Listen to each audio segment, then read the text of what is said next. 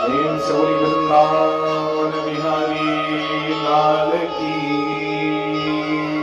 जय। श्री कृष्ण चंद्र भगवान की जय। नारद पृथ्वी पर भ्रमण कर रहे हैं। हम लोगों ने श्रवण किया पुष्करम च प्रयागम च काशीम गोदावरी तथा हरिक्षेत्रे कुरुक्षेत्रे श्रीरंगम सेतुबंधनम। कलियुग के प्रभाव से सारे तीर्थ जो है दूषित हो गए हैं। नारद ने देखा कि चारों ओर कलि का प्रभाव है, तो नारद का मन बड़ा व्यथित हुआ। कहा कहीं अशांति नहीं है, तो कहां चलना चाहिए, कहां संतों की शरण में चलना चाहिए। चलने लगी तो एक संत का दर्शन हुआ। तो संत को साथ में लेकर एक आश्रम में पहुंचे और आश्रम में चकाचक बना हुआ 8-10 मंजिल आश्रम बना हुआ। नारद ने देखा कि बहुत बढ़िया आश्रम में चलना चाहिए, यहाँ संतों का संग मिलेगा। तो बाहर पूछा ये आश्रम किसका है, तो कहा त्यागी जी महाराज का। कहा नाम त्यागी जी, वो आश्रम 12-14 मंजिल बना हुआ। कहा कि नाम के विपरीत ही काम हो रहा है। नारद और आगे गए, दूसरे आश्रम में पहुंचे तो देखा कि बाहर पीले पीले वस्त्र लटके हुए हैं। कहा लगता है कोई सिद्ध पुरुष है। तो किसी को बुलाया, कहा ये आश्रम किसका है। कहा कि ये नागा बाबा का आश्रम है। इसका आश्रम है। कहा नागा बाबा का नाम है नागा बाबा, और बाहर लंगोटियां सूख रही हैं 10-12। कहा यह भी विपरीत है। और आगे गए, दूसरे आश्रम में नारद पहुंचे तो वहां देखते हैं कि आश्रम के बाहर चकाचक 10-12 बच्चे ऊर्ध्व कुंड लगाकर घूम रहे हैं। नारद ने कहा ये तो बहुत अच्छा है, बालक भगवान का रूप होते हैं। तो बालकों से पूछा कि आप किसके पुत्र हैं। तो बालकों ने बताया कि हमारे पिताजी का नाम ब्रह्मचारी महाराज है, नाम है ब्रह्मचारी, और पूरी क्रिकेट टीम तैयार है। नारद ने कहा यह भी विपरीत है। फिर नारद दूसरे आश्रम में गए।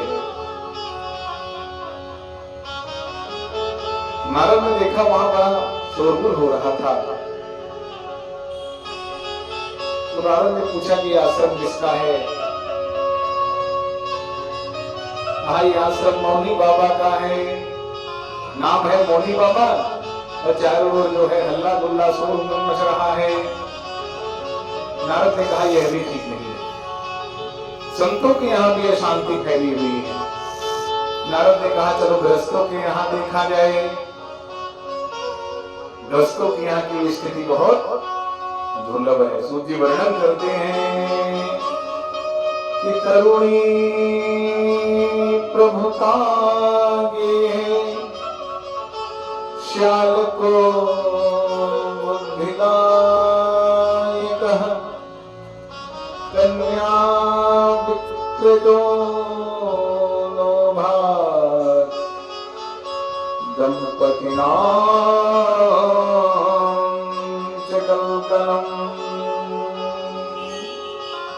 वहां की स्थिति क्या है। कहा तरुणी प्रभु का भी, तरुणी मानी स्त्रियों का घर में राजा है।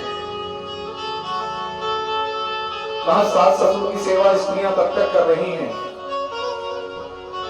कहा जब तक सासू माता ने तिजोरी की चाबी उनके हाथ में सौंप ना दी, या ससुर जी ने जायदाद अपने बहू के नाम बेटे के नाम न करनी। तो उसके बाद सास ससुर का बिस्तर कहाँ लगा, या तो घर के बाहर के आंगन में या वृद्धा आश्रम में। करुणी प्रभुता देहे यदि श्यालको बुद्धिदायका। घर में कोई बड़ा कार्य हो रहा हो तो कलयुग का प्रभाव ऐसा था कि श्यालको बुद्धिदायका, का साले साहब को बुला लिया जाए, वह जैसा कहेंगे वैसा ही किया जाएगा। ये कलयुग का प्रभाव है। श्यालको बुद्धिदायका। कन्या विक्रय तो लोभ, तीसरा का आश्चर्य देखा। कहा कि अब समधि नहीं ढूंढे जा रहे हैं। कन्या विक्रय लोभ, कन्या का क्रय विक्रय हो रहा है। जो जितनी ऊंची बोली लगा लेगा उसी के यहाँ विवाह कर दिया जाएगा। पहले समधि होते थे, समधि, सम माने बराबर, धी माने बुद्धि। जिसकी बुद्धि बराबर होती है वही समधि होती है। कन्या विक्रय लोभा, कन्या का क्रय विक्रय मचा हुआ है कलयुग में।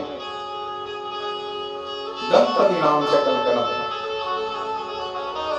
और गृहस्थों में, दंपतियों में आपस में कलह मची हुई है। पति पत्नी आपस में संतुष्ट नहीं है, आपस में तालमेल नहीं है। दंपति नाम से कलकलम, दाम्पत्य जीवन में भी कलह मची हुई है। नारद ने निश्चय किया कि कहीं भी कोई भी आश्चर्य नहीं है, कोई भी शांति नहीं है, तो नारद वृंदावन चले गए।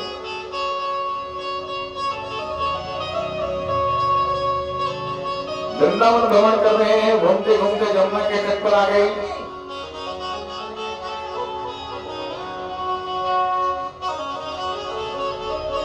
नारद ने वहां भी आश्चर्य देखा।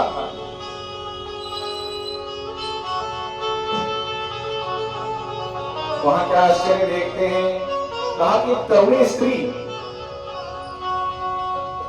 वहां बैठी,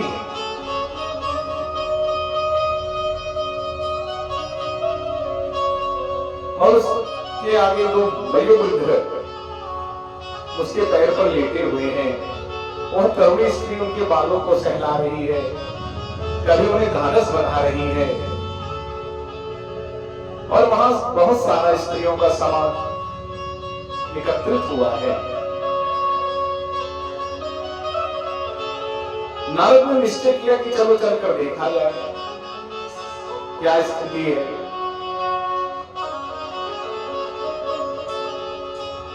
नारद वहां पहुंचे हैं तो नारद ने कहा कि चारों ओर स्त्रियां ही स्त्रियां।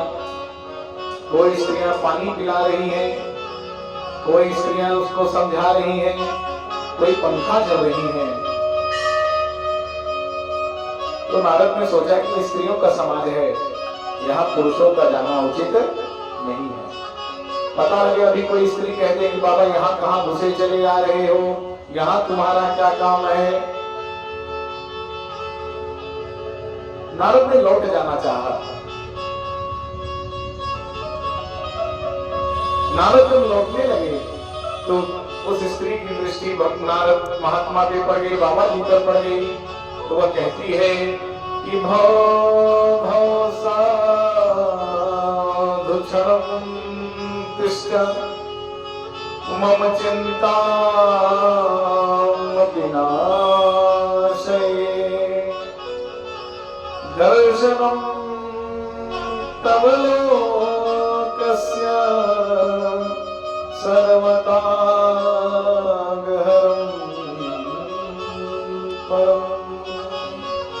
भव साधु क्षणं तिष्ठ। हे साधु, हे महात्मा, आप रुकिए। मम चिंता मति नाशय, मेरी चिंता का नाश करिए, मेरे कष्टों को दूर कर दिए। दर्शनम तव लोकस्य सर्वथा हर, आपके दर्शन मात्र से मनुष्य जाति के सभी पाप नष्ट हो जाते हैं।